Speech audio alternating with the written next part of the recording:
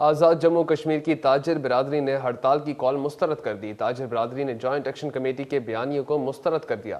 آزاد کشمیر کے تاجروں نے کاروباری سرگرمیاں معمول کے مطابق جاری رکھیں۔ تاجر برادری نے دکانیں کھلی رکھ کر ہڑتال کی کال کو ناکام بنا دیا۔ عوام ریاستی اداروں کے ساتھ کھڑے ہیں۔ تاجروں کے مطابق چند عناصر کی کوشش کے باوجود کاروباری مراکز معمول کے مطابق کھلے رہے۔ تاجر برادری نے انتشار اور خوف کی فضا پیدا کرنے کی کوشش کو مسترد کر دیا۔ آزاد کشمیر کے عوام نے اتحاد اور یکجہتی کا مظاہرہ کیا۔ کاروبار اور تجارتی سرگرمیاں متاثر نہیں ہوئیں۔ آزاد کشمیر میں معمولات زندگی اور کاروبار بلا تعطل جاری ہے۔ تاجر برادری نے امن و استحکام کے فروغ کے عزم کا اعادہ کیا۔ آزاد کشمیر کے تاجروں نے انتشار کی ہر کوشش کو ناکام بنانے کے عزم کا اظہار کیا۔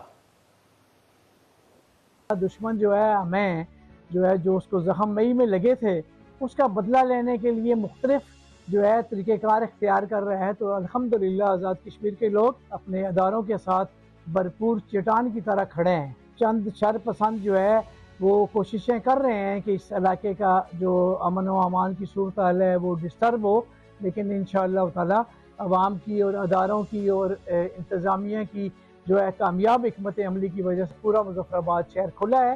یہ ایک دہشت تھی جو ہر ذہن کے اوپر، ہر دماغ کے اوپر بٹھائی گئی، اور یہ ساری چیزیں جو ہیں یہ عوام کے لیے اور ہماری آنے والے نسلوں کے لیے بھی خطرناک ہیں۔